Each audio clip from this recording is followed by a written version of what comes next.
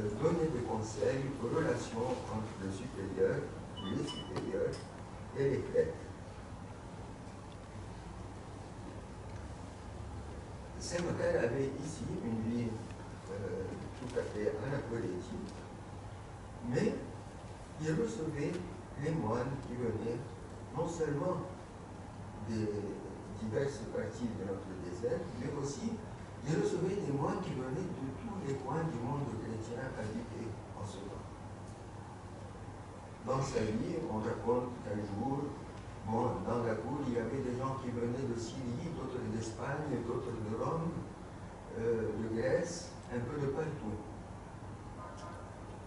Et cela est conservé dans la liturgie, dans notre liturgie. Nous avons une doxologie à Saint-Maccaire dans laquelle on dit cela, que de partout on venait pour recevoir des enseignements et de la bénédiction de Syrie, d'Antioche, de Rome, d'Espagne, de Cappadoce, un peu de partout. Saint-Maccaire avait une personnalité spirituelle très élevée. Dans l'histoire de l'Osiaque, écrite par Palade est un visiteur des déserts d'Égypte, une espèce de langage moderne, un reporter, qui a écrit ses relations de voyage. Il consacre un chapitre à Saint-Maccaire dans lequel il dit que Maccaire était la plupart du temps comme ivre de Dieu. Il parlait beaucoup plus au Seigneur qu'aux hommes qui l'entouraient.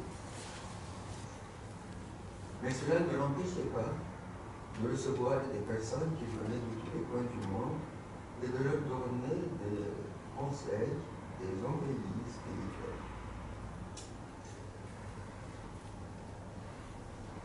Bon, de cette façon, je vous ai donné un aperçu résumé de ce que la vie monastique a été au IVe siècle dans notre désert. Actuellement, nous avons beaucoup de monastères en Égypte. Bien sûr, l'aspect extérieur est tout à fait différent de ce qu'il était au IVe siècle. Bien que nous ayons quand même quelques moines qui continuent à vivre dans des grottes isolées dans le désert. Mais la majorité des moines vivent dans un monastère communautaire comme celui que vous voyez. Mais par contre, nous essayons de vivre la même spiritualité qui existait dans ce désert. Et cela se reflète jusqu'à l'architecture du monastère. Alors que dans un monastère occidental, vous avez un long couloir et des cellules rangées dans ce couloir. Non, les cellules des moines ici, dans ce monastère, sont des blocs séparés avec un espace entre un bloc et l'autre. Et dans chaque cellule, le moine a une salle de bain indépendante, une petite cuisine dans laquelle il peut prendre son repas. Ce qui fait qu'un moine peut passer une semaine ou plus dans sa cellule sans sortir, sauf pour aller à l'église le dimanche. Il peut se suffire, il a tout ce qu'il faut dans sa cellule. Ça vous montre que, bien que l'aspect extérieur soit assez différent de ce qu'il était au IVe siècle, mais nous essayons de vivre un petit peu la vie intermédiaire entre la vie solitaire et la vie communautaire. Nous n'avons jamais eu qu'un seul repas pris en commun. Et certains jours, nous n'avons aucun repas pris en commun. Et les autres repas sont pris en cellule, chacun seul, pendant qu'il fait sa lecture. Pendant le repas, que ce soit au réfectoire, au soir, dans la cellule, on lit toujours le Bustan el-Rohban, c'est le livre d'Apophthegm des Pères du désert, c'est-à-dire les récits et les paroles des Pères du désert, c'est ça sur le deuxième Apophthegm, qui a été conservé depuis toujours dans notre désert, de génération en génération. Il correspond dans beaucoup de ces pièces au recueil d'Apophthegm qui se trouve en grec, en latin, en syriaque, un peu dans toutes les langues chrétiennes anciennes, en arménien, éthiopien, géorgien. Il y a des savants qui ont fait des concordances entre les apophthegmes dans toutes ces langues chrétiennes anciennes. Mais ce qui a toujours persisté dans notre désert, ça a été ce recueil d'Apophthegm qui a commencé par être écrit en grec, bien sûr, puisque dans le nord de l'Égypte, on parlait le grec couramment. Ensuite, le grec s'est perdu, on a parlé le copte. Et ensuite, après l'arrivée des Arabes, le copte s'est perdu progressivement jusqu'au XIe et XIIe siècle, où la langue arabe a été parlée communément.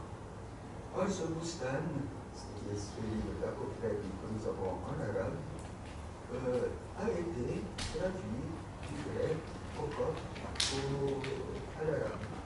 Et continue toujours à être lu et à former spirituellement les jeunes moines qui se joignent à notre communauté.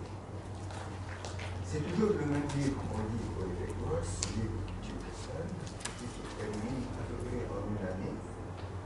Quand on a plusieurs dizaines d'années vécu au monastère, on l'a lu plusieurs dizaines de fois, on l'a entendu.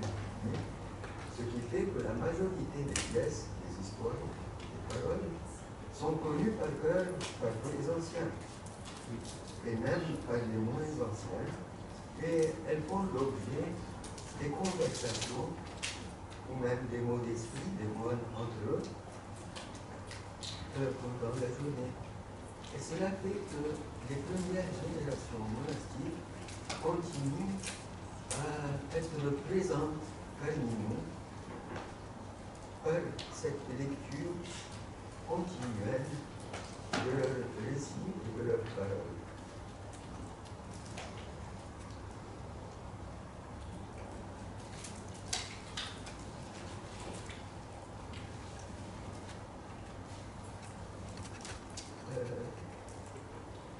Veuillez choisir ce que vous voulez boire de chaud, du thé, du Nescafé, de l'anis, cacahuète.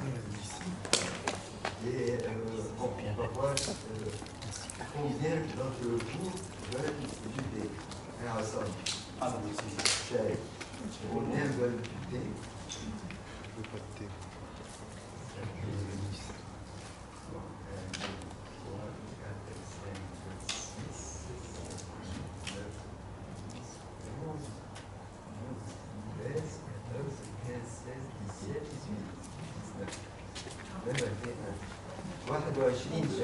ماشي. Bon, 23 tu dis. 23 شاي. باقي Combien veulent du Nescafé avec du lait? Avec du lait. Et ben واحد Nescafé de lait. Et combien sans lait? Seulement un. Et ben واحد Nescafé من غير لبن بلاد 23 شاي. عندك ايه تاني؟ في نعناع ينسون كتري. Il y a de la menthe, nana. Quelqu'un veut boire de la menthe, يبقى واحد نعناع. اثنين. ثلاثة. أربعة نعناع. كركديه. Du carcadé. Des viscus, la fleur, une viscus. Il y a de la Tu nuit. veux changer, c'est pas... Alice.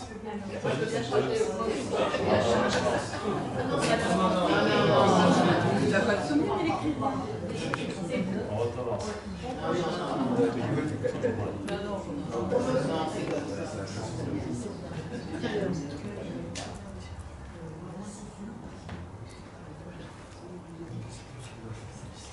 Calcul.